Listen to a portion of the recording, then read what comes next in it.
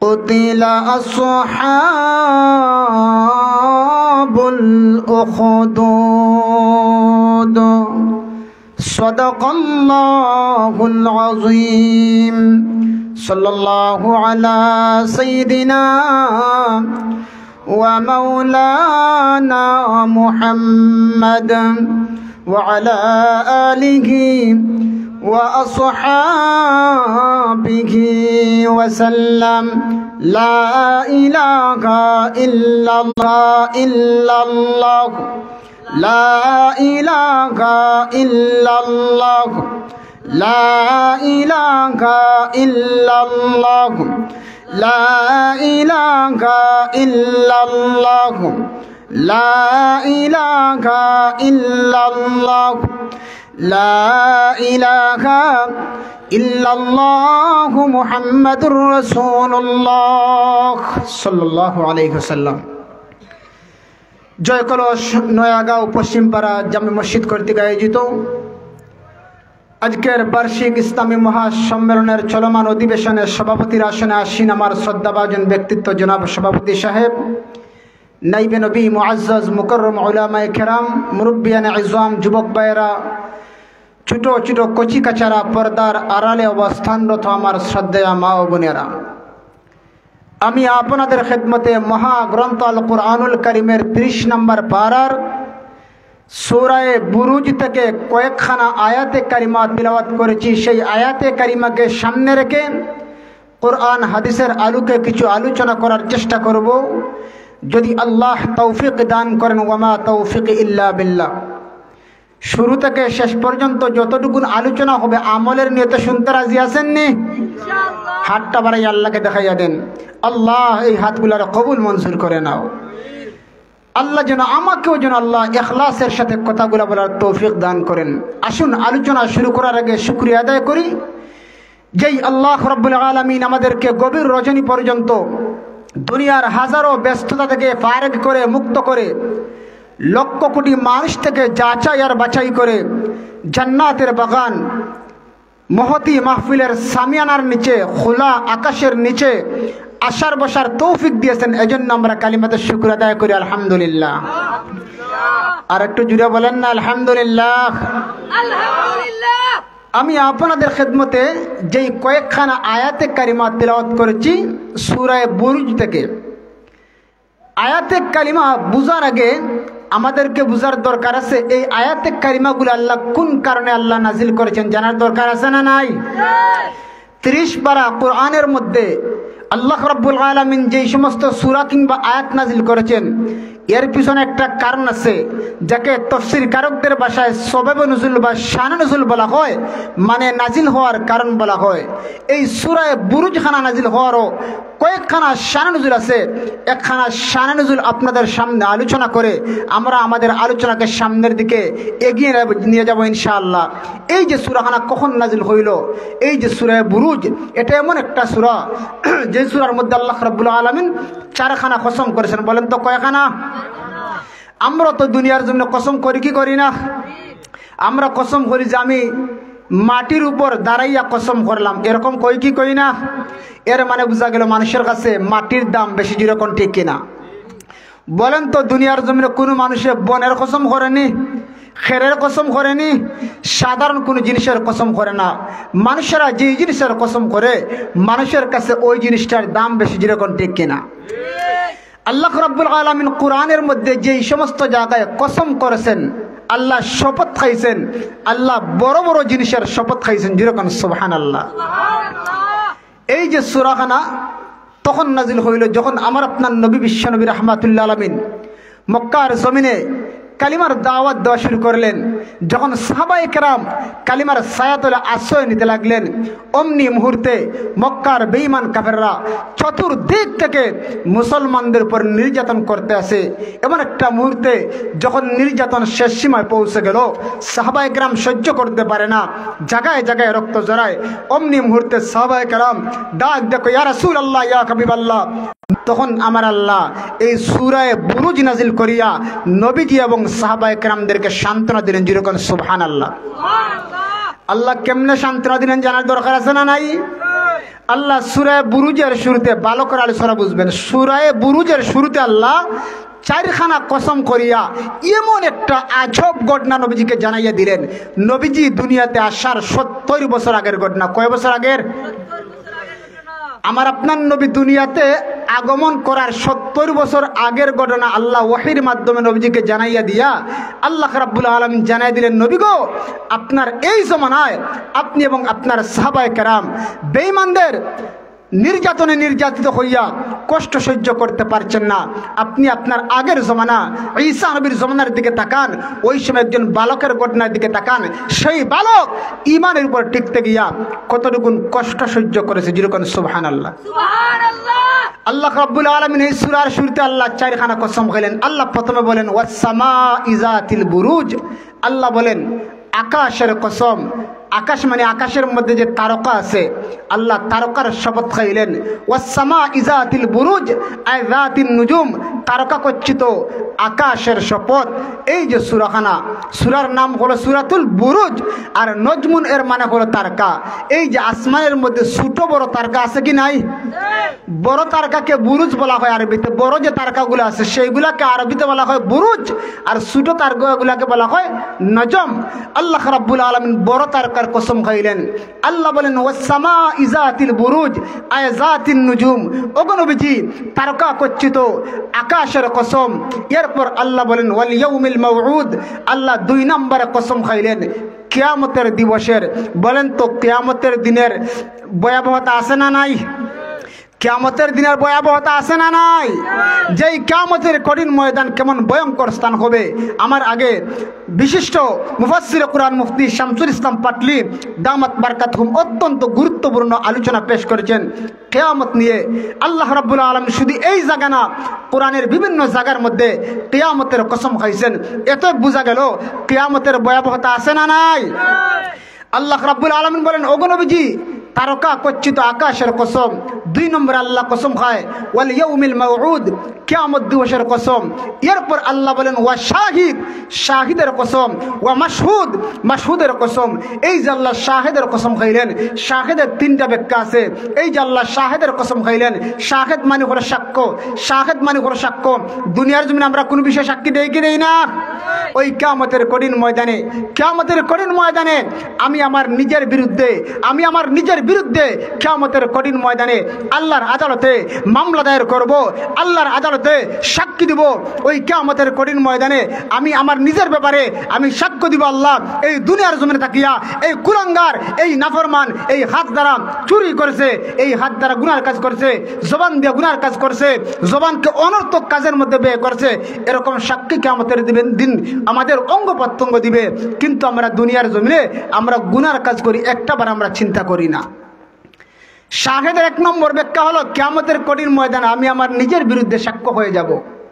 যেই দিন এই দুনিয়ার জমিনে আমি আমার বডি নিয়া কত আড়াই আর বড়াই করি খায় রেখায়, আর কিয়ামতের কঠিন ময়দানে শরীরের প্রত্যেকটা অঙ্গ আমাদের বিরুদ্ধে চলে গিয়া আল্লাহর আদালতে মামলা দায়ের করবে, আমাদের বিরুদ্ধে সাক্ষ্য দিবে। 2 নম্বর শাহেদের ব্যাখ্যা হইল কিয়ামতের কঠিন ময়দানে নবীজি আমাদের বিরুদ্ধে সাক্ষী হয়ে যাবেন।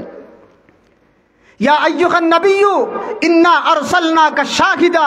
আল্লাহ রাব্বুল আলামিন বলেন ওগো নবীজি, ইয়া আইয়ুহান নবী, হে আমার নবী, আমি আল্লাহ আপনাকে সাক্ষ্য বানাইয়া পাঠাইছি কিয়ামতের কঠিন ময়দানে। আল্লাহর নবী বিশ্ব নবী রাহমাতুল্লাহ আলামিন উম্মতের বিরুদ্ধে সাক্ষ্য দিবেন, ও আল্লাহ আমার উম্মত হইয়া দুনিয়ার জন্য গুনার কাজ করছে, একটাবার পরকালে বয়ে করেনি, একটাবার কিয়ামতের দিনে বয়ে করেনি। তাহলে কিয়ামতের কঠিন ময়দানে নবীজি আমাদের বিরুদ্ধে সাক্ষ্য দিবেন। বলেন তো বাঁচার কোনো উপায় আসেনি? বাঁচার উপায় আসেনি। এই জন্য তোমরা কিয়ামতের দিন বয়ে করো। 3 নম্বর ব্যাখ্যা হলো কিয়ামতের কঠিন ময়দানে আল্লাহ আমাদের বিরুদ্ধে সাক্ষ্য হয়ে যাবেন। কে সাক্ষ্য হবেন? আল্লাহ নিজেই আমাদের বিরুদ্ধে সাক্ষ্য হয়ে যাবেন। বলেন তো আমাদের যাওয়ার আর জায়গা আসেনি? যাওয়ার মতো কোনো জায়গা আসেনি। এই জন্য আমরা দুনিয়ার জমিনে গুনার কাজ করি, কিয়ামতের কঠিন ময়দানে আল্লাহ আমাদের বিরুদ্ধে সাক্ষ্য দিবেন। রে বান্দা, আমি আল্লাহ তোর কত মায়া করিয়া, তোর কত দয়া করি আমি আল্লাহ দুনিয়ায় নাজ নামত দিছি। বান্দা তুই আমার নাজ নামত খাইয়া আমার জমিনে তাকিয়া তুই আমার সাথে নাফরমানি করলে বান্দা, ও বান্দা একটাবার কিয়ামতের দিন বয়ে করলে না, কাল কিয়ামতের কঠিন ময়দানে আল্লাহর আদালতে চুপ থাকা ছাড়া আর কোনো জবাব দেওয়ার আসেনি, থাকবো নি। এই জন্য আল্লাহ রাব্বুল আলামিন সূরা সুরায় বুরুজের মধ্যে 4খানা কসম খাইয়া আমার আপনার নবীকে আগেকার জমানার নবীজি দুনিয়াতে আসার 70 বছর আগের একটা ঘটনা জানায় দিলেন। আল্লাহ বলেন কুতিলা আসহাবুল উখদুদ, আল্লাহ জানায় দিলেন ধ্বংস হয়েছিল পরীক্ষা খননকারীরা, যারা গর্ত খনন করিয়া গর্তের মধ্যে আগুন জ্বালাইয়া হাজার হাজার মুসলমানদেরকে আগুনের মধ্যে ফেলে দিয়ে হত্যা করেছে, তাদের ধ্বংস অনিবার্য। আল্লাহ তাদের ধ্বংস অনিবার্য করে দিয়েছেন। আমার পানের ভাইয়েরা, আগেকার জমানার ঘটনা কি জানতে রাজি আছেননি? নবীজি দুনিয়াতে আসার 70 বছর আগের ঘটনা, ঈসা নবীর জমানার ঘটনা জানতে রাজি আছেননি? আল্লাহ রাব্বুল আলামিন আগেকার ঘটনা আখিরি জমানার পয়গম্বরকে ওহির মাধ্যমে জানাইয়া দিয়া উম্মতদেরকে সতর্ক করে উম্মতদেরকে সান্ত্বনা দেয়। আমার পানির ভাইয়েরা, আগেকার জমানায় একজন বাদশা ছিল যার নাম হলো ইউসুফ জুনুওয়াস। নামটা কি? ইউসুফ জুনুওয়াস। সেই বাদশা ছিল অত্যন্ত পরাক্রমশালী। আগেকার জমানায় যেই সমস্ত বাদশারা বেশি দিন শাসন করত, তারা নিজেরে প্রভু দাবি করত, খুদা দাবি করত। ফেরাউনে করছে কি করছে না? ফাকালা আনা রাব্বুকুমুল আ'লা, আমি হইলাম বড় খুদা। আগেকার জমানায় যেই সমস্ত বাদশারা তারা বেশি দিন মসনদে টিকে থাকতো, তারা নিজের শেষ পর্যন্ত খুদা দাবি করত। যেরকম নাউজুবিল্লাহ। এই ইউসুফ জুনুওয়াস বড় পরাক্রমশালী বাদশা, জালিম বাদশা, মানুষের উপর শুধু জুলুম করত। এই জন্য এই দুনিয়ার জমিনে জালেমদের কাজই হলো জুলুম করা। যেরকম ঠিক কিনা? এই জন্য এই বাদশা ইউসুফ জুনুওয়াস, তার একটা জাদুঘর ছিল। আমরা জমানায় বাদশাহী চালাইতে হলে গুন্ডা ভান্ডা রাখে সিকিউরিটির জন্য, ঠিক কিনা? তাকে তার দেহকে যে রক্ষা করার জন্য সিকিউরিটি রাখে, মানুষ রাখে, গুন্ডার ভান্ডা রাখে। আর আগেকার জমানার বাদশারা রাখতো জাদুঘর। কি জাদুঘর? ওই বাদশাহ ইউসুফ জুনুওয়াসের একজন জাদুঘর ছিল। সেই জাদুঘরটা ধীরে ধীরে বুড়া হয়ে গেল। এবার জাদুঘর ডাক, দেখো বাদশাহ, আমি যদি বুড়া হয়ে যাই, আপনার আগাম ভবিষ্যৎ কে বলে দিবে? এরপর তো আপনি রাষ্ট্র চালাইতে পারবেন না।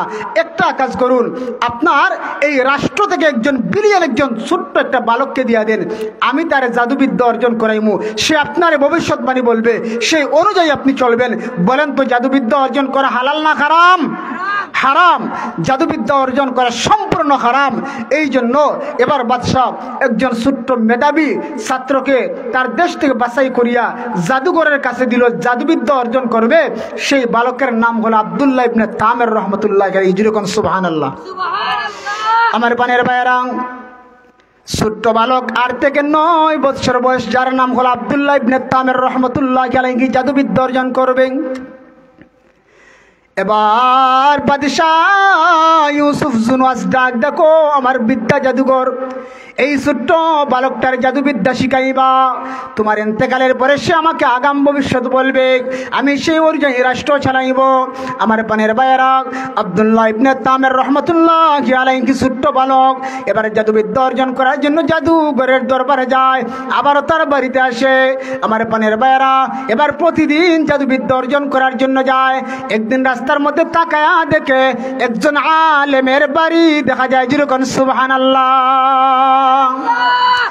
ছোট্ট বালক আব্দুল্লাহ ইবনে তামের রহমতুল্লাহ আলাইহি যেই মাত্র আলেমের বাড়ির পাশ দিয়ে চলে যায়, ছোট্ট বালক তাকায় দেখে আলেম মানুষদেরকে ওয়াজ করে, নসিহত করে, দিনের তালিম দেয়। বলেন তো তালিম ভালো না খারাপ? দিনী শিক্ষা ভালো না খারাপ? সন্তানদেরকে দিনী শিক্ষা দেওয়াইবেননি? আমার পানের ভাইয়েরা, আব্দুল্লাহ ইবনে তামের রহমতুল্লাহ আলাইহি এবার আলেমের দরবারে চলে যায়। এবার আলেম ডাক, দেখো বাবা, তুমি কই যাও? প্রতিদিন তোমার আমি যেতে দেখি। আব্দুল্লাহ ইবনে তামের ডাক, দেখো হুজুর, বাদশার পক্ষ থেকে তার জাদুঘরের কাছে গিয়ে আমি জাদুবিদ্যা অর্জন করি। আমার পানের ভাইয়েরা, এবার বাদশাহ ডাক, দেখো বাবা রে, জাদুবিদ্যা অর্জন করা হারাম। কোন মানুষ কখনো জাদুবিদ্যা অর্জন করতে পারে না। না না না, জাদুবিদ্যা অর্জন করা যায় না। বরং এই মুহূর্তে তুমি পড়ে নাও লা ইলাহা ইল্লাল্লাহু ঈসা রূহুল্লাহ, ঈসা নবীর আনিত ধর্ম গ্রহণ করে নাও। অমনি মুহূর্তে ছোট্ট বালক আব্দুল্লাহ ইবনে তামের রহমতুল্লাহ আলাইহি সাথে সাথে কালিমা পড়ে মুসলমান হয়ে যায়। আমার পানের ভাইয়েরা, এবার মুসলমান হয়ে গেছে। এবার মুসলমান হওয়ার পর দিনে ইলম শিক্ষা করা ফরজ হয়ে গেছে। আব্দুল্লাহ ইবনে তামের রহমতুল্লাহ আলাইহি এবার বাড়ি থেকে বের হইয়া প্রথমে আলেমের দরবারে গিয়ে ইলম অর্জন করে, আবার আলেমের দরবার থেকে জাদুঘরের দরবারে গিয়া জাদুবিদ্যা অর্জন করে। বলেন তো একসাথে এবার দ্বীনি ইলম আবার জাদুবিদ্যা অর্জন করা যাইবনি? কখনো সম্ভব না, কখনো সম্ভব না। আমার পানের ভাইয়েরা, ছোট্ট বালক আব্দুল্লাহ ইবনে তামের রহমতুল্লাহ আলাইহি জাদুবিদ্যা অর্জন করে, আবার দ্বীনি ইলম অর্জন করিয়া যখন বাড়িতে যায় লেট হয়ে যায়, মা তারে মারে, বাবা তারে মারে। আব্দুল্লাহ ইবনে তামের রহমতুল্লাহ আলাইহি এবার বার থেকে এবার হুজুরের দরবারে ইলম অর্জন করার জন্য আসছে। ডাক দেখো, হুজুর আমি তো জাদুবিদ্যা অর্জন করার জন্য বের হই, কিন্তু আপনার দরবার আসতে আমার লেট হয়ে যায়, যার কারণে আমার মা মারে। এরপর যখন আপনার দরবার থেকে আলেমের জাদুঘরের দরবারে যায়, জাদুঘর আমার মারে, কেন লেট হইল, আমি এখন কি করি? এবার হুজুর ডাক দেখো বাবা রে, এবার খ্রিস্টান যাজক ডাক দেখো, বাবা তুমি দ্বীনি ইলম অর্জন করতে আসো, তুমি মুসলমান হয়ে গেছো রে বাবা। ও আব্দুল্লাহ ইবনে তামের, তোমার উপর নির্যাতন আসবে, কষ্ট সহ্য করে নিতে হবে। আমার পানের ভাইয়েরা দেখুন তাকাইয়া, আব্দুল্লাহ ইবনে তামের রহমতুল্লাহ আলাইহি বাদশার পক্ষ থেকে জাদুবিদ্যা অর্জন করে পাক দিয়া মুসলমান হয়ে গেছে। এটা বাদশাহ জানে না। যদি বাদশাহ জানে জবাই করবো নি, বাদশাহ জানলে জবাই করবো কি করবো না?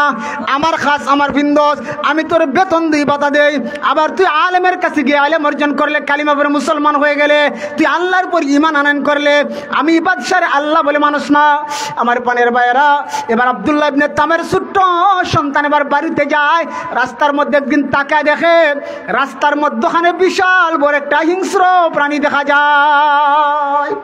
হিংস্র একটা প্রাণী, দাব্বাতুন আজিম আসছে হাদিসের মধ্যে, মুসলিম শরীফের মধ্যে। এর মানে বিশাল বড় একটা প্রাণী। আমার পানের ভাইয়েরা বলেন তো, আমাদের সড়কের পাশে যদি একটা বাঘ আছে, আমরা ওইখানে তাকমনি? কেউ তাকবনি কেন? দৌড় আরম্ভ করবো। এবার দাব্বাতুন আজিমা, বিশাল বড় একটা প্রাণী দেখিয়া মানুষেরা এদিক ওদিক ছুটে যায়, হায় রে হায় এত বড় একটা প্রাণী। এমনি মুহূর্তে আব্দুল্লাহ ইবনে তামেরও বাড়িতে যাওয়ার দরকার আছে না নাই? বাড়িতে যাওয়ার দরকার আছে নি? আব্দুল্লাহ ইবনে তামের চিন্তা করে গেলেন, হায় রে হায় আল্লাহ, আমি তো বড় দুদুল্যমান অবস্থা আছি, আমি যে জাদু অর্জন করি, আবার ওই জায়গায় ইলম অর্জন করি, এবার একজন আলেমের কাছ থেকে ইলম অর্জন করি, এখন জাদু অর্জন করা, জাদু অর্জন করি, এটা সত্য না, আলেমের ধর্ম সত্য, এটা তো আমি জানি না। আমি এখন দুদুল্যমান অবস্থা আছি, এখন আমি যাচাই বাছাই করে নেব, পরীক্ষা করে নেব কার ধর্ম সত্য, কোনটা সত্য। এবার আব্দুল্লাহ ইবনে তামের রহমতুল্লাহ আলাইহি হাতের মধ্যে ছোট্ট একটা কঙ্কর নিয়া, ছোট্ট একটা কণা নিয়া এবার ডাক দেখো, ও রব্বুল আলামিন, যদি আলেমের ধর্ম সত্য হয়, এই কঙ্করটা এই হিংস্র পানির উপর নিক্ষেপ করার সাথে সাথে যেন মুহূর্তের মধ্যে হিংস্র প্রাণীটা নিঃশেষ হয়ে যায়। সেই মাত্র আব্দুল্লাহ ইবনে তামের রহমতুল্লাহ আলাইহি এবার ছোট্ট কণা নিয়া, বালি নিয়া এবার হিংস্র দানবের উপর ছোট্ট কণা নিক্ষেপ করেন, সাথে সাথে মুহূর্তের মধ্যে হিংস্র প্রাণীটা মরে যায়। যেরকম সুবহানাল্লাহ। এবার প্রতীয়মান হয়ে গেল আলেমের ধর্ম সত্য। বলেন তো কার ধর্ম সত্য? আলেমের ধর্ম সত্য, ঈসা নবীর ধর্ম সত্য। এই যে বাদশার জাদু আর মূর্তির পূজা, এগুলা কখনো সত্য হতে পারে না। আমার পানের ভাইয়েরা, এবার আব্দুল্লাহ ইবনে তামের রহমতুল্লাহ আলাইহি যেই মাত্র হিংস্র প্রাণীকে মেরে ফেললেন, এবার প্রমাণ হয়ে গেল এবার আলেমের ধর্ম সত্য। এবার চতুর্দিক থেকে মানুষেরা আইসা আব্দুল্লাহ ইবনে তামেরকে ডাক দেখো, বাবা তোমার মধ্যে খামাই আছে, আমাকে একটা ফু দিয়ে দাও, আমি বেমার আছি। আব্দুল্লাহ ইবনে তামের রহমতুল্লাহ আলাইহি এবার মাথায় হাত দিয়ে দেয়, এবার ব্যথা ভালো হয়ে যায়, এবার বেমার ভালো হয়ে যায়। এবার বাদশার মন্ত্রণালয়ের মধ্যে সমস্ত জায়গায় খবরটা ছড়িয়ে গেল। এবার আমার পানের ভাইয়েরা, এবার বাদশার একজন মন্ত্রী ছিল, যিনি ছিল অন্ধ মন্ত্রী, যিনি চোখকে দেখে না। এবার মন্ত্রী ডাক দেখো, ছোট্ট সন্তানে যদি মানুষকে ভালো করতে পারে, যার চোখের মধ্যে হাতটা বুলাইয়া দেয়, চক্ষুটা ভালো হয়ে যায়, আমাকে তার দরবারে নিয়ে যাও, টাকা পয়সা সুরাগোনা নিয়া ওই ছোট্ট সন্তানের কাছে আমাকে নিয়ে যাও। আব্দুল্লাহ ইবনে তামের রহমতুল্লাহ আলাইহি ছোট্ট সন্তানের সামনে এবার বাদশার মন্ত্রী যখন আসলো, এবার আব্দুল্লাহ ইবনে তামেরকে ডাক দেখো, বাবা আমি তো চোখে দেখি না রে বাবা, আমার চক্ষুটা ভালো করে দিতে পারবানি?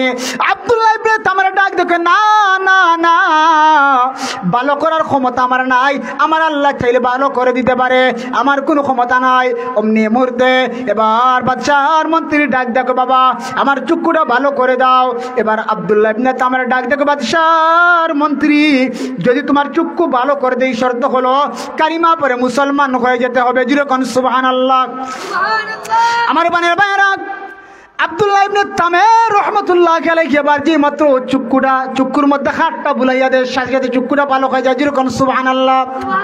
বলেন তো বেমারিকে শিফা দেওয়ার মালিক কে? আল্লাহ। আমার পানের ভাইরা, এবার বাদশার মন্ত্রীর চুক্কু ভালো হয়ে যায়। এবার বাদশার মন্ত্রী কালিমা পড়ে মুসলমান হয়ে যায়। এবার যে মাত্র মন্ত্রণালয়ের মধ্যে গিয়েছে, এবার মন্ত্রী পরিষদের মধ্যে গিয়েছে, বাদশাহ ইউসুফ জুনওয়াজ ডাক, দেখো মন্ত্রী, তোমার চুক্কু কেমনে ভালো হইল? বলে ওই ছোট্ট সন্তান তোমার পক্ষ থেকে যে জাদুবিদ্যা অর্জন করে সে ভালো করে দিয়েছে। আমার বানের ভাইরা, এবার বাদশাহ ডাক, দেখো ওই সন্তানটা আমার সামনে আনো, সে ভালো করে দিল, তার কেমন ক্ষমতা, তাকে আমার সামনে আনা হোক। এবার আব্দুল্লাহ ইবনে তামেরকে যে মাত্র বাদশার সামনে নিয়ে যাওয়া হলো, বাদশাহ ডাক, দেখো বাবা, ও ছোট্ট সন্তান আব্দুল্লাহ ইবনে তামের, তুমি কেমনে মন্ত্রীরে ভালো করে দিলে? এবার ছোট্ট সন্তান আব্দুল্লাহ ইবনে তামের ডাক, দেখো বাদশাহ, আমি ভালো করার ক্ষমতা নাই, আমার রব ভালো করে দিয়েছে। যেরকম সুবহানাল্লাহ। বাদশাহ ইউসুফ জুনওয়াজ ডাক দেখো, তোমার আবার রবকে, তোমার আবার আল্লাহকে, আমি না তোমার আল্লাহ, আমি না তোমার খুদা। যেরকম নাউজুবিল্লাহ। আব্দুল্লাহ ইবনে তামের ডাকে, বাদশাহ, ও বাদশাহ, যিনি আমার খুদা তিনি তোমারও খুদা, তোমার যিনি খুদা তিনি আমারও খুদা। যেরকম সুবহানাল্লাহ। এবার বাদশাহ ডাক দেবে, আব্দুল্লাহ ইবনে তামের, তুই আমার খুদা বলে মানুষ না, তোকে আমি হত্যা করে ফেলবো, এই মুহূর্তে আমার খুদা বলে মেনে নে। তুই কই থেকে খুদার পরিচয় পাইলে? আব্দুল্লাহ ইবনে তামের ডাক দেখো, ওই জায়গার মধ্যে, ওই বাড়িতে, ওই জায়গার মধ্যে একজন আলেম আছে, সেই আলেম আমাকে আল্লাহর পরিচয় দিয়েছে। যেরকম সুবহানাল্লাহ। আমার বানের ভাইয়েরা, এবার বাদশাহ ডাক দেখো, আলেমরে আমার সামনে আনো। আলেমরে সামনে নেওয়া হলো, আলেমরে হত্যা করে ফেললো। এবার বাদশার মন্ত্রীরা হত্যা করে ফেললো। আমার বানের ভাইয়েরা, এবার ডাক দেখো, আব্দুল্লাহ ইবনে তামের, তোমার হত্যা করবো, তোমার স্বাভাবিকভাবে হত্যা করবো না, এই মুহূর্তে আমার খোদা বলে মেনে নাও, না হয় তোমার তিলে তিলে হত্যা করবো। যেরকম নাউজুবিল্লাহ। আব্দুল্লাহ ইবনে তামের ডাক দেখো, বাদশাহ, যদি আমার হত্যা করতে চাও আমার কোনো আপত্তি নাই, তোমার খুদা মানতে পারি না। যেরকম সুবহানাল্লাহ। আমার জীবন যদি পারে আমি কখনো বাতিলের সামনে মাথা নত করতে পারি না। আমার পানের ভাইরা, এবার আব্দুল্লাহ ইবনে তামের রহমতুল্লাহি আলাইহি হত্যা করবে। এবার ডাক দেখো, আমার বাহিনীরা, একটা কাজ করো, ছোট্ট সন্তান আমার বাড়িতে থাকে, আমার খায়, আমার পক্ষ থেকে বেতন ভাতা পায়, আমার পক্ষ থেকে জাদুবিদ্যা অর্জন করে, আমার কতই না আশা ছিল আমার জাদুঘর ইন্তেকালের পর সে আমার সামনের ভবিষ্যৎ বলে দিবে। একটা কাজ করো, তাকে উঁচা পাহাড়ের মধ্যে নিয়ে পাহাড় থেকে ধাক্কা মেরে তাকে নিচে ফেলে দিয়ে হত্যা করবা। জুড়ে কর নাউজুবিল্লাহ।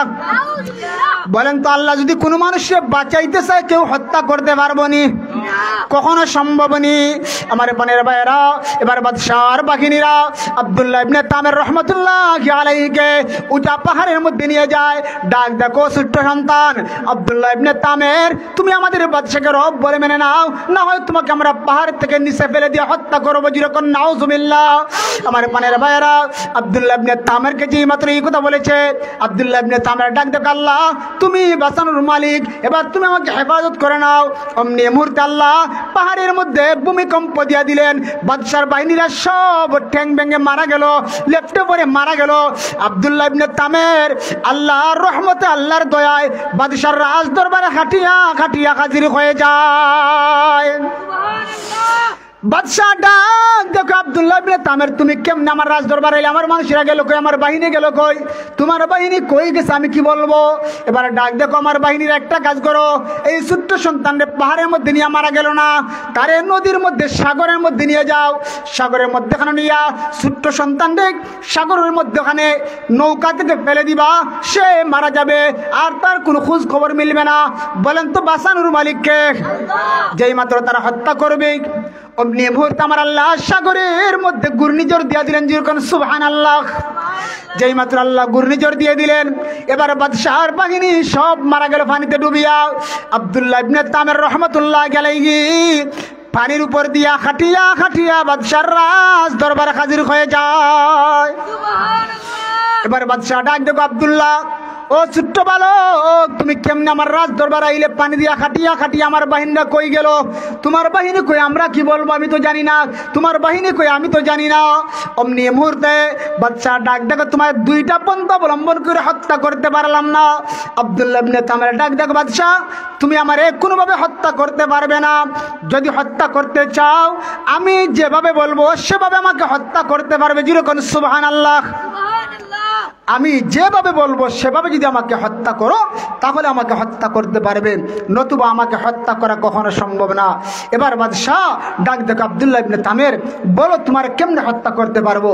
এবার বাদশাহ কথার জবাবে আব্দুল্লাহ ইবনে তামের রহমতুল্লাহ আলাইহি এবার ডাক দেখো, বাদশাহ যদি আমার হত্যা করতে চাও একটা কাজ করবা, তুমি খোলা একটা মাঠের মধ্যে এই সারা দেশের মানুষকে জমায়েত করিয়া আর তুমি একটা তীর হাতের মধ্যে নিয়া আমার দিকে তীর মারবা।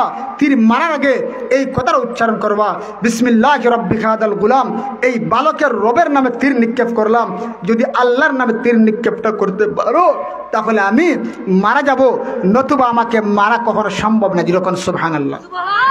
আমার বানের ভাইয়েরা, এবার যে মাত্র আব্দুল্লাহ ইবনে তামের ডাক দেখো, তুমি আল্লাহর নাম নিয়ে আমার উপর তীর নিক্ষেপ করবার, সব মানুষের মাঠের মধ্যে জমায়েত করবা। বাদশাহ ইউসুফ জুনওয়াজ সারা দেশের সব মানুষের মাঠের মধ্যে জমায়েত করিয়া আব্দুল্লাহ ইবনে তামের রহমতুল্লাহি আলাইহির উপর তীর নিক্ষেপ করবে। এবার পড়েছে বিসমিল্লাহি বিরাব্বিকা হাদাল গুলাম। এইবার যে মাত্র তীর নিক্ষেপ করেছে, আব্দুল্লাহ ইবনে তামের মাথা দিয়ে তীর ঢুকিয়া রক্ত বের হইয়া মুহূর্তের মধ্যে আব্দুল্লাহ ইবনে তামের শাহাদাতের পেয়ালা পান করেন। যেরকম সুবহানাল্লাহ। আমার পানের ভাইয়েরা, আব্দুল্লাহ ইবনে তামের রহমতুল্লাহি আলাইহি এবার শাহাদাতের পেয়ালা পান করে নিলেন। মাঠের মধ্যে যে মানুষেরা আছেন মনে আসেনি, সমস্ত মানুষেরা ডাক ডাক, আমান্না বিরাব্বিকা হাদাল গুলাম। এই মুহূর্তে আমরা এই বালক আব্দুল্লাহ ইবনে তামের রবের উপর ঈমান আনয়ন করলাম। যেরকম সুবহানাল্লাহ। তারা সবাই ডাক ডাক, যত মানুষ জমা ছিল সবাই ডাক ডাক, আমরা আব্দুল্লাহ ইবনে তামের রবের উপর ঈমান আনয়ন করলাম। সেই রবের নামে তীর নিক্ষেপ করার সাথে সাথে একটা মুহূর্ত লেট হয় নাই, আব্দুল্লাহ ইবনে তামের শাহাদাত বরণ করলো। সেই আল্লাহ সত্য, সেই আল্লাহ ছাড়া দুনিয়ার কোন তন্ত্র মন্ত্র কোন রাজা বাদশাহ কখনো বড় হতে পারে না। আল্লাহ আল্লাহ হই, আমরা সেই আল্লাহর উপর ঈমান আনয়ন করলাম। আমার বানের ভাইরা, এই যে কতিলা আসহাবুল উখদুদ, ধ্বংস হয়েছিল পরিখা খননকারীরা, ওই যে বাদশার বাহিনীরা তারা একটা গর্ত খনন করিয়া, এই যে এত এত মানুষ মুসলমান হয়েছে তারা একটা গর্ত খনন করিয়া এবার গর্তের মধ্যে লাকড়ি দিয়ে আগুন ধরাইয়া এবার তারা হাজারো হাজার মুসলমানদেরকে আগুনের মধ্যে ফেলে দিয়া নির্মমভাবে অত্যাচার করে হত্যা করে। যেরকম নাউজুবিল্লাহ। আমার বানের ভাইরা, এবার একদিনে 20,000 মুসলমানরা আগুনের মধ্যে ফালাইয়া হত্যা করছে। যেরকম নাউজুবিল্লাহ। আমার বানের ভাইরা, একজন মা তার কুলের মধ্যে ছিল একজন ছোট্ট সন্তান, একজন মা ছোট্ট একটা শিশু নিয়া আগুনের মধ্যে জাপ দিবে। অমনি মুহূর্তে মা চিন্তা করলো, খায়ের গায় আমি মা যদি আগুনের মধ্যে পড়ে মারা যায় কোনো সমস্যা নাই, আমার কুলের সন্তান নিয়ে কেমনে আগুনের মধ্যে জাপ দেয়? আমি মা কয়ে সন্তানদের নিয়ে আগুনের মধ্যে জাপ দিতে পারি না। বলেন তো কোনো মা কোন সন্তানকে মারতে পারবো নি? আগুনের মধ্যে ফেলে দিয়ে মারতে পারবো নি? কখনো সম্ভব না। এবার ওই মা কান্না করে, খায় রে খায় আমার সন্তান আমি কেমনে আগুনের মধ্যে নিয়ে জাপ দিব? অমনি মুহূর্তে আমার আল্লাহ সন্তানের জবান খুলে দিলেন। এবার সন্তান ডাক ডাক, মা চিন্তা করিও না গো মা, এটা সাধারণ যদি আগুন দেখতেছো গো মা, এটা আসলে আগুন না গো মা, এই আগুনকে আল্লাহ আমার আর তোমার জন্য জান্নাতের বাগান বানিয়ে দিয়েছেন। যেরকম সুবহানাল্লাহ। আমার পানের ভাইরা, আল্লাহ বলেন কুতিলা আসহাবুল উখদুদ, ধ্বংস হয়েছে পরিখা খননকারীরা। আমার পানের ভাইরা, আমার আপনার নবী বিশ্ব নবী রাহমাতুল্লাহ আলাইহি এবং সাহাবায়ে কেরাম যখন মক্কার জমিনে জায়গায় জায়গায় কালিমার দাওয়াত দেয়, মক্কার বেঈমান কাফেররা যখন তাদের উপর নির্যাতন করে, অমনি মুহূর্তে আমার আল্লাহ ডাক দেখো, নবী গো, ও নবী, এই কষ্ট শুধু এই জমানায় না, আগের জমানায় কষ্ট ছিল কি ছিল না? আমার বানের ভাইয়েরা, আমার আপনার নবী বিশ্বনবী যখন মক্কার জমিনে ছিলেন, যখন আমার আল্লাহ যখন তাকায় দেখলেন আমার আপনার নবী এবং সাহাবায়ে কেরাম সহ্য করতে পারে না, আমার আপনার নবী ডাক দেখ, আল্লাহ হিজরত করার অনুমতি দাও। সাহাবায়ে কেরাম ডাক দেখো, নবী গো আমরা মক্কায় থাকতে চাই না গো নবীজি, হিজরতের অনুমতি দিন। আল্লাহর নবী ডাক দেখো, সাহাবীরা যার মন যেদিকে চাই হিজরত করতে পারো, আমার কোনো বাধা নাই। এবারে কোন সাহাবায়ে কেরাম আবিসিনিয়ার দিকে, কেউ হাবশার দিকে, কেউ ইয়ামানের দিকে হিজরত করলেন, যেরকম সুবহানাল্লাহ। আমার আপনার নবী ডাক দেখো, রব্বুল আলামিন আমিও তো হিজরত করতে চাই। আমার আল্লাহ ডাক দেখো, নবী গো কিছুদিন পর আপনি হিজরত করবেন। যখন আমার আপনার নবী বিশ্ব নবী রাহমাতুল লিল আলামিনকে আল্লাহ হিজরতের অনুমতি দিয়ে দিলেন, আমার আপনার নবী হিজরত করবেন। সংক্ষেপে বলতে আসি, যখন নবী আমার হিজরত করিয়া মক্কা সাইরা চলে যাবেন, নবীজি মাতৃভূমি, নবীজি মায়ের দেশ সারিয়া চলে যাবেন, বলেন তো মনে কষ্ট হওয়ার কথা না? কথা না? আমরা দুনিয়ার জমিন থেকে যখন কোনো মানুষ বিদেশে যায়, প্রবাসে যায়, বিমান থেকেও দেশের দিকে তাকায়, গাড়ি থেকেও দেশের দিকে তাকায় কি তাকায় না? মানে মাতৃভূমির প্রতি মায়া। আমার আপনার নবী আখিরি জামানার পয়গম্বর যখন মক্কা সাইরা মদিনার মধ্যে চলে যাবেন, আমার আপনার নবী বিশ্বনবীর মনের মধ্যে আকাঙ্ক্ষা খায় রাখায়, খানায়ে কাবার মধ্যে 2 রাকাত নামাজ পড়তে মন চায়, একটা দিন প্রকাশ্যে নামাজ পড়তে পারি না। এবার আমার আপনার নবী বিশ্বনবীকে আল্লাহ যখন হিজরতের অনুমতি দিয়ে দিলেন, এবার নবী আমার খানায়ে কাবার সামনের মধ্যে রাত্রিবেলা চলে গেলেন, যেরকম সুবহানাল্লাহ। আল্লাহর নবী বিশ্ব নবী ডাক দেখো, চাবিওয়ালা ভাই চাবিটা দাও না, আমি 2 রাকাত নামাজ পড়তে চাই, আমার মনের মধ্যে বড় আশা আর আকাঙ্ক্ষা। এবার চাবিওয়ালা নবীজিকে গার ধাক্কা দিয়ে বালির মধ্যে ফেলে দেয়, যেরকম নাউজুবিল্লাহ। আল্লাহর নবী বিশ্বনবী ডাক দেখো, চাবিওয়ালা ভাই আমি তোমার কাছে 2 রাকাত নামাজ পড়ার জন্য চাবিটা চাইলাম, তুমি আমাকে ফেলে দিলে জমিনের মধ্যে, আমি কি অন্যায় করছি? আমার কি অপরাধ? আমি তোমার কাছে 2 রাকাত নামাজ পড়ার অনুমতি চাইলাম। আল্লাহর নবী ডাক দেখো, চাবিওয়ালা ভাই আমি তোমার কাছে কাকুতি মিনতি করে বলতে আসি, আমি মক্কা সাইরা চলে যাব, আর কোনোদিন তোমাদেরকে ডিস্টার্ব করবো না। আমি কালিমার দাওয়াত দেই, এটাই তো আমার অপরাধ। আমি কেন আল্লাহর দাওয়াত দিই, এক আল্লাহর প্রতি মানুষ, সেটাকে এটাই তো আমার অপরাধ। আমি কেন তোমাদের লাত মারাত উজ্জা হুবল মূর্তির বিরুদ্ধে কথা কই, এটাই তো আমার অপরাধ। যেই অপরাধের কারণে আমার বাপ দাদার লোকেরা, আমার বংশের লোকেরা, আমার কুরাইশের লোকেরা আমার একটা বার এই কথা চিন্তা করে না, আমার যে মা নাই, আমার যে বাবা নাই, আমার আপন চাচারা হইয়া একটাবারই চিন্তা করে না আমি যে দুনিয়াতে এসে আমার বাবার চেহারাটা পর্যন্ত দেখতে পারি নাই। ও চাবিওয়ালা ভাই, আর জিন্দগিতে তোমাদেরকে ডিস্টার্ব করব না, আমি আর তোমাদের সামনে আসবে না, আমি এখনো চলে যাইব, 2 রাকাত নামাজ পড়ার সুযোগ দিয়ে দাও। এবার চাবিওয়ালা এবার আমার আপনার নবীর গর্দনার মধ্যে, গাড়ির মধ্যে দড়িয়ে আবার নবীকে মাটির মধ্যে ফেলে দেয়, যেরকম নাউজুবিল্লাহ। আমার আপনার নবী বিশ্ব নবী কান্না করে খায় রে, ও চাবিওয়ালা ভাই আমি কি অন্যায় করছি, কি অপরাধ করছি, তুমি আমারে মারলে, বারবার মারলি। আল্লাহর পয়গম্বর বিশ্বনবী নামাজ পড়ার সুযোগ হয়নি। আল্লাহ ডাক দেখো, নবী গো চিন্তার কোনো কারণ নাই গো নবীজি, সামান্য অপেক্ষা করুন, আমি আল্লাহ সেই মক্কাকে আপনার দখলে দিয়ে দিব, যেরকম সুবহানাল্লাহ। আমার পানের ভাইয়েরা, নবীজি কান্দিয়া কান্দিয়া মক্কা সাইরা মদিনার মধ্যে চলে যায়।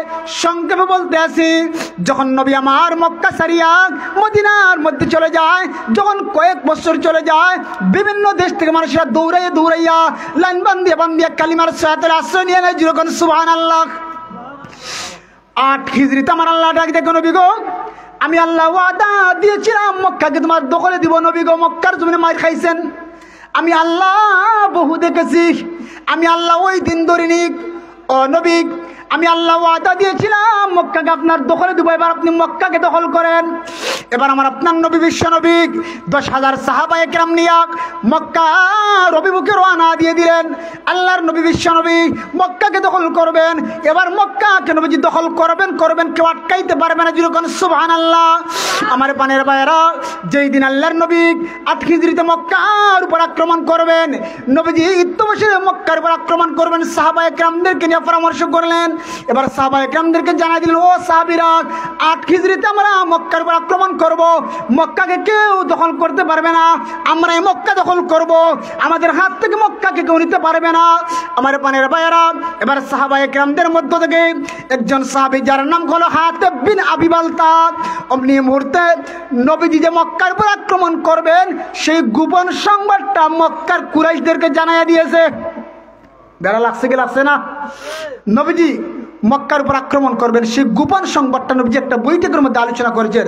ওই সাহাবী হাতিব বিন আবি বালতা মক্কার কুরাইশদের বিরুদ্ধে চিঠি লিখছে, ইয়া মাশার কুরাইশ, ও কুরাইশের লোকেরা, ও কুরাইশের যুবকেরা, মুহাম্মদুর রাসূলুল্লাহ 8 হিজরিতে মক্কাকে দখল করবেন, মক্কার উপর আক্রমণ করবেন, তোমরা কেউ মুহাম্মদের আক্রমণকে বারণ করতে পারবে না, মুহাম্মদ মক্কা দখল করবেই করবে। সেই চিঠি দিয়া দিছে। এবার হাতিব বিন আবি বালতা বছরে আমার পানের ভাইয়েরা, একজন সারা নামক একজন গায়িকা, বেশ্যা একজন নারী, এবার মক্কার সারিয়া মদিনার মধ্যে আইছে। বদর যুদ্ধের পর তো মক্কার বিমান কাফেররা তারা এবার ফকির হয়ে গেছে, মুসলমানেরা গনিমত হিসাবে সব মাল পেয়ে গেছে। এবার ওই মহিলা সারা নামক বেশ্যা মহিলা ডাক, দেখো মুহাম্মদুর রাসূলুল্লাহ, আমি আমার বাড়ি হলো মক্কায়, আমি এখন মদিনার মধ্যে আইছি, মক্কার কাফেররা, মক্কার বড় বড় ধনীরা আমার উপর টাকা পয়সার পাহাড় জমা দিত, যখন আমি গান গাইতাম, যখন আমি বেহায়াপনা করতাম, আমার টাকার কোনো অভাব হইতো না, এখন আমি গান গাইলে তারা আমার টাকা দেয় না, তারা কই পাইব টাকা যে আপনার যুদ্ধ করিয়া তাদের সব মাল হরণ করেছেন, আপনারা গনিমত হিসাবে তাদের সব মাল পাইয়া গেছেন, তারা এখন গরিব হয়ে গেছে। ও মুহাম্মদুর রাসূলুল্লাহ, আমি বড় অসহায় হয়ে গেছি, আমাকে একটু সদকা করে না, আমাকে সামান্য টাকা দেন না। অমনি মুহূর্তে আমার আপনার নবীর আখলাক কেমন ছিল, একজন বিধর্মী, একজন মুশরিকা নারী নবীজির কাছে সাহায্য চাইছে, নবীজি খালি দেয় না, যখন সুবহানাল্লাহ, নবীজি ডাক দেখো সাহাবীরা সেই মহিলার সাহায্য করে, যখন সুবহানাল্লাহ। আমার বানের ভাইয়েরা, এবার ওই সারা নামক গায়িকা মহিলা, বেশ্যা মহিলা, যেই মাত্র আমার আপনার নবী এবং সাহাবায়ে কেরামদের কাছ থেকে সামান্য টাকা উপর কোন খাদিয়া নিয়ে চলে যাইবে, হাতিব বিন আবি বালতা চিন্তা করলেন ওই চিঠিখানা ওই মহিলার কাছে দিয়া দিব। আল্লাহর নবীর সাহাবী, উনি সাধারণ কোন সাহাবী না, উনি বদরি সাহাবী।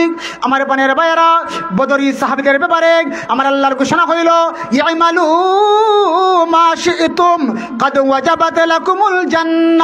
ও বদরি সাহাবীরা, তোমাদের মনে যা চায় তোমরা তা করো, তোমাদের জন্য আল্লাহর তৈরি জান্নাত ওয়াজিব। যেরকম সুবহানাল্লাহ। আমার পানের ভাইয়েরা, এবার সারা নামক গায়িকা মহিলা এবার চিড়িয়াখানা নিয়ে যে মাত্র মক্কা দিকে রওনা হয়ে যায়, আমার আল্লাহ ডাক দেখো, জিবরাইল আমার নবীর কাছে যাও, আমার নবীকে জানাইয়া দাও, আমার নবীর সাহাবী হাতিব বিন আবি বালতা, আমার আপনার নবী মক্কার উপর যে আক্রমণ করবেন, নবীজি ফাতহে মক্কা করবেন, নবীজি মক্কা বিজয় করবেন, সেই গোপন তত্ত্বটা নবীজির একজন সাহাবী মক্কার কাফেরদেরকে জানাইয়া দিতেছে। এবার জিবরাইল আলাইহিস সালাম দৌড়াইয়া এবার নবীজির কাছে আসলেন, ইয়া রাসূলুল্লাহ, আপনার সাহাবী হইয়া হাতিব বিন আবি বালতা আপনি যে মক্কার উপর আক্রমণ করবেন 8 হিজরিতে, সেই খবরটা জানাই দিছে। ওই যে রওজায়ে খাক নামক জায়গার মধ্যে সেই মহিলা আছে, মহিলার কাছে একটা চিঠি আছে, চিঠিখানা উদ্ধার করুন। নবীজি হযরত আলী রাদিয়াল্লাহু আনহু, সুহাব রাদিয়াল্লাহু আনহু সহ কিছু সাহাবী দিয়া পাঠাইলেন, যাও চিঠিখানা উদ্ধার করো। সাহাবায়ে কেরাম নবীজির কথা অনুযায়ী রওজায়ে খাক নামক জায়গার মধ্যে গিয়া দেখেন মহিলা আছে, উটের উপর সওয়ার অবস্থায়, তারা দাঁড় করে মহিলা, তোমার কাছে চিঠি আছে? মহিলা ডাক দিয়ে কসম খেয়ে বললাম, আমার কাছে কোনো চিঠি নাই। বলেন তো বেঈমানের কসম সত্য হয় না মিথ্যা হয়? বেঈমানে কসম করলে কি আর না করলে কি? এবার সারা নামক মহিলা ডাক দেখ, আমার কাছে চিঠি নাই। আলী রাদিয়াল্লাহু আনহু ডাক দেখ, আমার নবী বলছে, আমার নবীর কথা কখনো মিথ্যা হতে পারে না, তোমার কাছে চিঠি আছে, চিঠিখানা বের করে দাও। এবার সে বের করতে চায় না। এবার কিছু কিছু সাহাবায়ে ডাক দেখো, তোমাকে আমরা এবার অপমান করতে বাধ্য হইব, তোমার কাপড় চোপড় খুলে আমরা দেখতে বাধ্য হইব, আমার নবীর কথা কখনো মিথ্যা হতে পারে না। তা শুধু তাই নয়, আল্লাহ জিবরাইলের মারফতে খবরটা জানাই দিছে। অমনি মুহূর্তে আমার পানের ভাইরা, এবার সেই মহিলাটা এবার চিঠিখানা বের করে দিল। এবার মাথার চুলের কুপা থেকে, কই থেকে, কোন কোন রাতের মধ্যে আছে এই যে পায়জামার এই সেলওয়ারের বেল থেকে বের করে দিছে, যেই মাত্র বের করে দিয়েছে।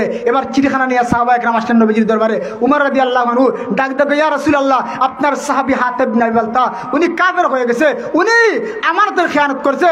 ও ইয়া রাসূলুল্লাহ, আমাকে অনুমতি দিন, আমি তার কল্লাকে উড়াই দেই। নবীজি ডাক দেখো, ও উমর, আমি আমার হাতিব বিন আবি বালতাকে জিজ্ঞেস করি কেন এই কাজটা করলো, তুমি আগে বাড়িয়ে কথা বলো না। আল্লাহর নবী ডাক দেখো, ও হাতিব বিন আবি বালতা, তুমি কেন এই কাজটা করলে? হাতিব বিন আবি বালতা ডাক দেখে, ইয়া রাসূলুল্লাহ, আপনার হিজরত করিয়া মক্কা ছেড়ে মদিনার মধ্যে আসলেন, ইয়া রাসূলুল্লাহ, মক্কার মধ্যে আপনাদের তো আত্মীয় আছে, আপনাদের এই যে সন্তানদেরকে দেখার জন্য, সাহাবায়ে কেরামদের সন্তানদেরকে দেখার জন্য, বিবিদেরকে দেখার জন্য তাদের কোনো না কোনো আত্মীয় আছে, কিন্তু আমি হাতেব বিন আবি বালতা, আমার তো কোনো আত্মীয় মক্কার মধ্যে নাই, আমার সন্তান স্ত্রী মক্কার মধ্যে আছে।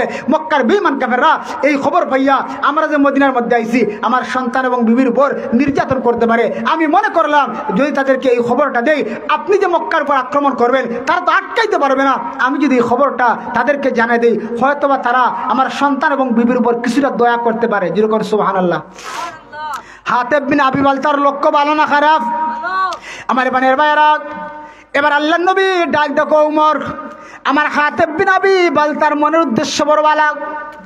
আমার বানের ভাইয়েরা, যখন 8 হিজরি হয়ে যায়, আমার আপনার নবী বিশ্ব নবী যেই মাত্র মক্কার উপর আক্রমণ করবেন, মক্কাকে বিজয় করবেন, নবীজি 10,000 সাহাবায়ে কেরাম নিয়ে মদিনা থেকে রওনা হয়ে গেছেন। আল্লাহর পয়গম্বর প্রয়োজন রেস্ট নাও, যার তাহাজ্জুদের নামাজ পড়া ইচ্ছা তাহাজ্জুদের নামাজ পড়ো, যখন বেলা উঠে যাবে, যখন সূর্য উদিত হয়ে যাবে, আমরা মক্কার উপর আক্রমণ করব, মক্কাকে আমাদের দখলে আনবো, কোনো বেঈমান কাফির মক্কাকে আমাদের হাত থেকে রক্ষা করতে পারবে না। সুবহানাল্লাহ। যখন সকালবেলা হয়ে যায়, আল্লাহর পয়গম্বর 10,000 সাহাবী নিয়ে মক্কার সামনে চলে গেছে। যেই মাত্র এইবার নবীজি 10,000 সাহাবী নিয়ে আইছে, নবীজি মক্কা থেকে নইয়া এবার খানে কাবা থেকে বের হয়ে যায়। আল্লাহর নবী ডাক দেখো সাহাবীরা, ওই দুজন লোকের তারা বের হয়ে যায়। এবার সাহাবায়ে কেরাম তাকায় দেখে নবীজির 2 জন চাচা। যেরকম সুবহানাল্লাহ। নবীজির 2 জন চাচা আব্বাস এবং আবু সুফিয়ান। কে? আব্বাস এবং আবু সুফিয়ান। আবু সুফিয়ান বড় কাফির ছিল, পরে মুসলমান হয়েছেন। যেরকম আলহামদুলিল্লাহ। আমার বানের ভাইয়েরা, এবার সাহাবায়ে কেরাম যেই মাত্র তাকায়া দেখেন তোমরা কই যাও, সাসারা ডাক দেখো, ও বাচ্চা মুহাম্মদ, তোমার বই আমরা চইলা যাই, তোমার বই আমরা চইলা যাই, তোমার আটকানো সম্ভব না। আজকে মক্কা তুমি দখল করবেই করবে, আটকানো কখনো সম্ভব না। আল্লাহর নবী ডাক দেখো, আমার চাচারা বই বর কি আছে, ও আমার চাচা একেবারে ভিতরে প্রবেশ করো। তারা ভিতরে প্রবেশ করবেন, ডাক দিয়ে বলেন চাবিটা কার হাতে? ওই যে নবীজি যেই দিন মক্কা ছেড়ে গিয়েছিলেন, ওই দিন চাবিওয়ালা গার ধাক্কা দিয়ে ফালাইছিল কি ফালাইছিল না? পালাইছিল। ওই সাবিওয়ালাকে তালাশ করো, সাবিওয়ালা কই? এবার সাবিওয়ালাকে আনা করো, যার নাম হলো ওসমান ইবনে মাযউন রাদিয়াল্লাহু আনহু। যেরকম সুবহানাল্লাহ। সাবিওয়ালা কালিমা পড়ে মুসলমান হয়ে গেছে। সাহাবায়ে কেরাম ডাক দেখো, মুহাম্মদুর রাসূলের চরিত্র তুমি জানো না? উনি হলেন খুলুক আযমের অধিকারী, উনি মহান চরিত্রের অধিকারী। উনি কোনদিন কোনো মানুষকে মারতে পারে না, আঘাত করতে পারে না, জুলুম করতে পারে না। মুহাম্মদের সামনে আসো। মুহাম্মদের সামনে আসলো। এবার উসমান সেই চাবিটা আমি মুহাম্মদুর রাসূলুল্লাহ কাউকে দিব না, তোমার বংশধরের মধ্যে চাবিটা আমি কিয়ামত পর্যন্ত আমানত দিয়ে দিলাম। যেরকম সুবহানাল্লাহ। নবীজির আখলাক কেমন, নবীজির চরিত্র হলো মহান চরিত্র। আমার আপনার চরিত্রের সাথে যদি আমাদের চরিত্রটা মিলাইতে পারি, এই সমাজের মধ্যে কখনো খুন খারাপ হতে পারে না। আমার পানের ভাইরা, আমার আপনার নবী বিশ্ব নবী খানায়ে কাবার গিয়ে ঘোষণা দিলেন, যারা জোহরের আগে আগে যারা কালিমার সায়াতলে আশ্রয় নিবা, মক্কার মধ্যে এসে নামাজ পড়তে পারবা, আমি মুহাম্মদুর রাসূলুল্লাহ তোমাদেরকে কোনো নির্যাতন করবো না, তোমাদের উপর কোনো আঘাত করবো না। আমি মুহাম্মদুর রাসূলুল্লাহ তোমাদেরকে ঘোষণা দিলাম, যারা জোহরের আগে আগে কালিমা পড়ে মুসলমান হয়ে যাবা, তোমাদেরকে আমি মুহাম্মদুর রাসূলুল্লাহ মন থেকে ক্ষমা করে দেব। আল্লাহ তোমাদের তামাম জিন্দেগির গুনাহ খাতা মাফ করে দিবেন। ইন্নাল ইসলামা ইয়াখতাদিমু মা কানা ক্বাবলাহু, যারা ইসলাম ধর্ম গ্রহণ করে আল্লাহ তাদের পূর্বের সব গুনাহ মাফ করে দেয়। যেরকম সুবহানাল্লাহ। আমার পানের ভাইরা, নবীজি ডাক দেখো, যারা জোহরের আগে আগে কালিমা পড়বে না, তোমরা মক্কার এরিয়া সারিয়া অন্যত্র কোথায় চলে যাও। আমার আপনার নবী কোনোদিন কোনো মক্কার বেঈমান কাফেরদের উপর নবীজি কোনদিন সামান্য খারাপ দৃষ্টিতে তাকাননি, নবীজি কোনো নির্যাতন করেনি, তাদেরকে কোনো গালাগালি পর্যন্ত করেনি। নবীজি তাদের উপর আগ বাড়িয়া সামান্য একটু দাঙ্গা হাঙ্গামা পর্যন্ত করেননি। আমার আপনার আখলাক কেমন ছিল? অথচ মক্কার বিমান কাফেররা নবীজির কত মারি মারছে, কিন্তু আমার আপনার নবী ইচ্ছা করলে প্রতিশোধ নিতে পারে কি পারে না? কিন্তু নবীজি প্রতিশোধ নেয় না। নবীজি ডাক দেখে, আল্লাহ তুমি আমাকে পাঠাইছো রিসালতের দায়িত্বের জন্য, কালিমা দিয়ে পাঠাইছো, আমার কাজ হইল আমি চেষ্টা করা প্রচেষ্টা করা, আর তোমার কাজ হইল তুমি মানুষদেরকে হেদায়েতের সায়াতলে কালিমার সায়াতলে আশ্রয় গ্রহণ করানো। ও আল্লাহ রাব্বুল আলামিন, যারাই আমাকে জামারছে আমি সদরকে সবাইকে ক্ষমা ঘোষণা করলাম। আমার পানের ভাইরা, এই যে আল্লাহ রাব্বুল আলামিন সূরা বুরুজের মধ্যে আল্লাহ রাব্বুল আলামিন জানাই দেয়, নবী গো আপনার আগের জমানায় তাকায় দেখেন আব্দুল্লাহ ইবনে তামের ছোট্ট একটা বালক ইসলামের জন্য কালিমার জন্য কেমন কষ্ট করছে, আর আপনারা কালিমার জন্য কষ্ট করতে হবে, সবর করতে হবে, সবরের সাথে কালিমার দাওয়াত দিবেন, মায়ের খায়ও কালিমার দাওয়াত দিবেন, আমি আল্লাহ সফলতা দান করবো। যেরকম সুবহানাল্লাহ। মাশাআল্লাহ আমার বানের ভাইরা, এই যে আল্লাহর কালাম কোরআনুল কারীম 30 পারা কোরআন, এই কোরআন থেকে বিভিন্ন সময় উলামায়ে কেরাম আলোচনা করেন। এই 30 পারা কোরআন, 30 পারা কোরআন এই আমাদের এই মজলিসের মধ্যে এখন তো রাত অনেক হয়ে গেছে, এখন ঘুমেরও টাইম হয়ে গেছে। এখন আমাদের এই মজলিস থেকে আমি 10 জন যুবক চাই 1000 টাকা করে, 10 জন যুবক 1000 টাকা করে। দেখি আসেননি? কম মানুষ থাকলে আল্লাহ বেশি বরকত দান করে। আসেননি সর্বপ্রথম 1000 টাকা কোনো ভাই? আল্লাহর ঘর মসজিদের মহব্বতে আসেন দেখুন ভাই 1000 টাকা। মাশাআল্লাহ, নারায়ে তাকবীর, আল্লাহু আকবার, দ্বীন ইসলাম জিন্দাবাদ। মাশাআল্লাহ। ভাইয়ের নাম কি? ইয়া আল্লাহ তোমার এক বান্দা, ইয়া আল্লাহ ফারুক মিয়া ভাই, ইয়া আল্লাহ তোমার ঘর মসজিদের জন্য 1000 টাকার ওয়াদা করেছেন। আল্লাহ তোমার বান্দার সদকারে কবুল মঞ্জুর করে নাও। আল্লাহ তোমার বান্দার জানে মালে বরকত দান ফরমাও। আল্লাহ তোমার বান্দার জমি ওই মুহূর্তে মাফ করে দাও, আমিন ইয়া রাব্বাল আলামিন। 2 নম্বরে কোন ভাই 1000 টাকা? আমরা ফরদার অন্তরাল মা বোনেরা আসুন, আমরা প্রত্যেকে এখন আখেরি মুরাদ হইব আমাদের মুর্দে গানের জন্য, আমাদের মা বাবার জন্য দোয়া হইব। আমরা যারা যে যেখানে মধ্যে আসি, মাইকের আওয়াজ যে যে জায়গার মধ্যে যাইতে আছে, আমরা আল্লাহর ঘর মসজিদের মধ্যে সদকা করি, দান সদকা পাঠাই দেই। 2 নম্বরে কোন ভাই 1000 টাকা? মাশাআল্লাহ, মাশাআল্লাহ আমার যুবক ভাই, মাশাআল্লাহ, নারায়ে তাকবীর, আল্লাহু আকবার, দ্বীন ইসলাম জিন্দাবাদ। ভাইয়ের নাম কি? নাম কি? ওনার নাম কি? জাহিদুল ইসলাম। মাশাআল্লাহ, কত সুন্দর নাম। ইয়া আল্লাহ তোমার এক মায়ের বান্দা, ইয়া আল্লাহ জাহিদুল ইসলাম ভাই, আল্লাহ তোমার ঘর মসজিদের জন্য আল্লাহ 2 নম্বরে 1000 টাকার ওয়াদা করেছে মাওলা। আল্লাহ তোমার বান্দার সদকারে কবুল মঞ্জুর করে না। আল্লাহ সদকারে জরিয়া বানাইয়া জানেমাল বরকত দান ফরমাও। আল্লাহ জমিয়া মুদ্দাকে মাফ করে দাও। আল্লাহ তোমার বান্দার ফসলের মধ্যে বরকত দান ফরমাও, আমিন ইয়া রাব্বাল আলামিন। 3 নম্বরে কোন 1000 টাকা? মাশাআল্লাহ, আল্লাহ তৌফিক দান করুন, আল্লাহ হিম্মত দান করুন। 3 নম্বরে কোন 1000 টাকা? কম মানুষের মধ্যে বেশি বরকত হয়, আমরা হিম্মতের সাথে তাড়াতাড়ি বলি। 3 নম্বরে কোন মর্দে মুজাহিদ? কোন মর্দে মুজাহিদ? আল্লাহর ঘর মসজিদের জন্য 1000 টাকার ওয়াদা। আল্লাহ তোমার একটা বান্দাকে তৈরি করে দাও, আল্লাহ তুমি তৌফিক দান ফরমাও। 3 নম্বরে কোন ভাই? টাকা পয়সা কিছু না ভাই, ও ভাই বাজারের মধ্যে সামান্য টাকা নিয়ে যান, 1000 টাকা নিয়ে গেলে 1 ব্যাগ বাজার আনতে পারবে না, টাকা শেষ হয়ে যায়। কিন্তু এই যে আল্লাহর ঘর মসজিদের জন্য সদকা, আপনি সামান্য সদকা করেন, কিয়ামতের কঠিন ময়দানে আল্লাহ দেখুন আপনার জন্য বিশাল খাজানা রাখছেন। 1000 টাকার বিনিময়ে আল্লাহ আপনাকে জান্নাতের মেহমান বানায় দিতে পারেন। এই জন্য আমার বানের ভাইরা 3 নম্বরে কোন মর্দে মুজাহিদ 1000 টাকা? 3 নম্বরে একটু হিম্মতের সাথে বলেন না, আপনি লেখা যান, পরে দিবেন, পরবর্তী দিবেন, কোনো সমস্যা নাই। 3 নম্বরে কোন মর্দে মুজাহিদ 1000 টাকা? আল্লাহ তোমার একটা বান্দাকে তৈরি করে দাও। ভাই আল্লাহ আমাদের অনেকের মা নাই, বাবা নাই, দাদা নাই, দাদি নাই, আমাদের অনেকের আত্মীয় স্বজন যারা আমাদের জন্য কতই না কিছু করছে, তাদের কথা স্মরণ করিয়া আমরা 3 নম্বর কোন মর্দে মুজাহিদ, কোন আল্লাহর বান্দা 1000 টাকা 3 নম্বরে আসেন। দেখুন যুবক ভাই একটু হিম্মতের সাথে বলেন না, আখিরি মুনাজাত হইব, একটু তাড়াতাড়ি হিম্মতের সাথে বলি, আখিরি মুনাজাত হইব আমাদের মুর্দেকানদের জন্য দোয়া হইব, আল্লাহর ঘর মসজিদের জন্য, আর কোনো জায়গার জন্য না। এই যে আল্লাহর ঘর মসজিদ, আল্লাহর ঘর মসজিদের সাথে যে সম্পর্ক রাখবো, আল্লাহর ঘরের জন্য যে সদকা খয়রাত করবো, কাল কিয়ামতের কঠিন ময়দানে আল্লাহ রাব্বুল আলামিন ওই ব্যক্তিকে তার আরশের ছায়ার নিচে স্থান দান করবেন। এই জন্য 3 নম্বরে কোন 1000 টাকা? 3 নম্বরে কোন 1000 টাকা? একজন মর্দে মুজাহিদ দাঁড়িয়ে যান, একজন মর্দে মুজাহিদ 3 নম্বরে 1000 টাকা আসেন কোনো ভাই? আচ্ছা 1000 বাদ দিলাম, 500 করে আমরা কয়েকজন ভাই হাত তুলি, 500 করে। 1 নম্বরে 500 কোন ভাই? 1 নম্বরে 500 টাকা লেখা যান, পরবর্তী দেবেন। 1 নম্বরে 500 টাকা, 500 টাকা কোন মর্দে মুজাহিদ?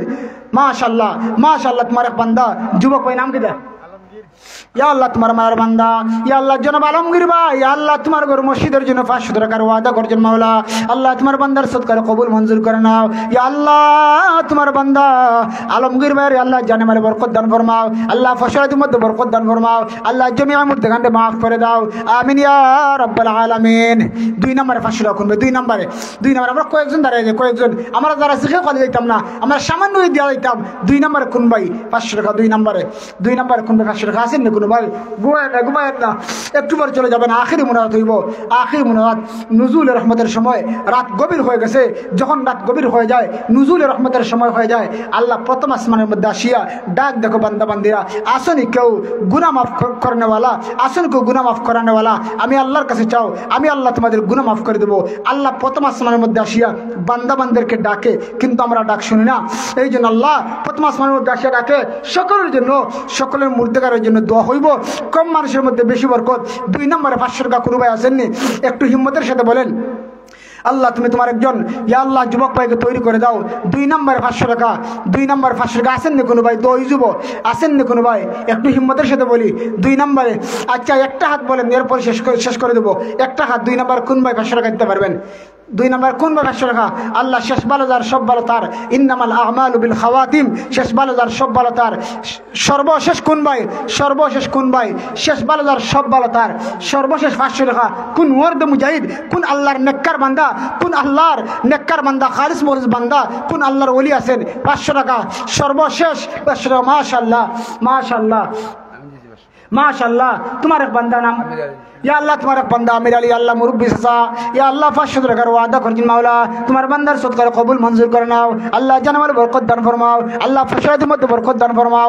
আল্লাহ তোমার বান্দার জমি মুর্দেগানকে মাফ করে দাও। আমিন ইয়া রাব্বাল আলামিন। আসুন নি খবর আমির আলী 500 টাকা জি হইছে। আর কে? এরপরে সাইফুল ইসলাম, তার দাদির রুহের মাগফিরাতের লাগি 1.5 মণ দান। মাশাআল্লাহ সাইফুল ইসলাম ভাই দাদা দাদির রুহের মাগফিরাতের জন্য মাওলা 1.5 মণ দানের ওয়াদা করেছেন। আল্লাহ আল্লাহ তোমার বান্দা সাইফুল ইসলাম ভাইয়ের মাওলা দাদা দাদির জন্য কতই না মহব্বত। ইয়া আল্লাহ তোমার বান্দার দাদাদের কবরকে জান্নাতের বাগান বানিয়ে দাও। আল্লাহ রাব্বুল আলামিন মাওলা করিম তোমার বান্দাকে হায়াত দান ফরমাও। আল্লাহ তোমার বান্দার জীবনের মুর্দেগানকে মাফ করে দাও। আমিন ইয়া রাব্বাল আলামিন। দান বলেন দান দান যার যে আছে আমরা কইলাই একমান আদমন করে কইলে তাড়াতাড়ি করে 2 যাব আখির মনাত হইব। আসেন না কোন ভাই 1 মণ দান? আসেন না আর কোন ভাই 1 মণ দান? সাইফুল ইসলাম ভাই 1.5 মণ দান দিছেন। আসেন না আর কোন ভাই 1 মণ দানের ওয়াদা, 1 মণ দানের ওয়াদা তাড়াতাড়ি বলি, সামান্য সামান্য করে দেন, অনেক হয়ে যাবে। আমরা কয়েকজনে দিয়া দিলে 1 মণ করে আমরা একটু বলি। রাত অনেক হয়ে গেছে, গভীর রাত হয়ে গেছে, মানুষ থাকার কথা না। গত বছর আমি এই জায়গায় আইছি, এত রাত্রে আসলে মানুষ থাকে না, 10টার ভিতরে ওয়াজ শেষ করা দরকার। এই জন্য আমার পানের বাইরা গ্রামাঞ্চল তো মানুষগুলা সবরে ঘুমাইয়া যায়, তাড়াতাড়ি ঘুমাইয়া যায়। এই জন্য আমরা 2-1 ভাই 1 মণ করে আল্লাহর মসজিদের জন্য 1 মণ করে আমরা একটু হিম্মতের সাথে 1 মণ করে আমরা দান দিয়ে দিই। আসেন আর কোনো ভাই 1 মণ কোনো ভাই আসেননি? আল্লাহ তুমি তোমার একজন মর্দে মুজাহিদকে আল্লাহ তুমি কবুল মঞ্জুর করে নাও। আল্লাহ একজন মর্দে মুজাহিদকে তৈরি করে নাও। আসেন না কোনো ভাই 1 মণ দান? আসেন না কোনো ভাই 1 মণ দান? একটু বলেন না, তাড়াতাড়ি বলেন না, রাত অনেক হয়ে গেছে। আসেন না কোনো ভাই? আর না ইনি যাই হোক আপনারা অনেক দান করছেন, অনেক দান সদকা করছেন ওলামা একরামদের কাছে, উলামা একরামদের জবান থেকে দামি নসিহত শুনিয়ে দান সদকা করেছেন। আল্লাহ সকলের দান কবুল মঞ্জুর করুন। সকালে মনে তোমার শান্ত হইব। ইমাম সাহেব হুজুর, ইমাম সাহেব আমার বড় মহব্বতের মানুষ, খুব খালিস মুরিজ একজন মানুষ। এরকম ইমাম সাহেব আসলে সব জায়গায় পাওয়া বড় মুশকিল। খুব খালিস মুরিজ একজন মানুষ, খুব ভালো একজন মানুষ। প্রায় সময় দেখা হইলে যে আন্তরিকতার মহব্বত আসলে দুনিয়ার জন্য খাওয়াইলে খানি নাই। এই যে একটা আন্তরিকতা মহব্বত দুনিয়া কিচ্ছু দেখা না, কিন্তু মরার পর এই যে আন্তরিকতার মহব্বত। ওয়ারাজুলুন তাহাব্বা ফিল্লাহি ইজতামা আলাইহি ওয়া তাফাররাকা আলাইহি। এই দুনিয়ার জমিনও যদি কোনো বান্দা একজন আরেকজনের মহব্বতটা আল্লাহ সন্তুষ্টির জন্য করে, তাদের উদ্দেশ্য হয় যখন একত্রিত হয় তাও আল্লাহ সন্তুষ্টির জন্য, যখন পৃথক হয় তাও আল্লাহ সন্তুষ্টির জন্য। যদি এমন মহব্বত কেউ করতে পারে, এমন বন্ধুত্ব কেউ করতে পারে, কিয়ামতের কঠিন দিনও আল্লাহ রাব্বুল আলামিন ওই 2 জন বন্ধুকে আরশের ছায়ার নিচে স্থান দান করিয়া জান্নাতের মেহমান বানায় দিবেন। যেরকম আমিন। সাল্লাল্লাহু আলা সাইয়্যিদিনা ওয়া মাওলানা মুহাম্মদ।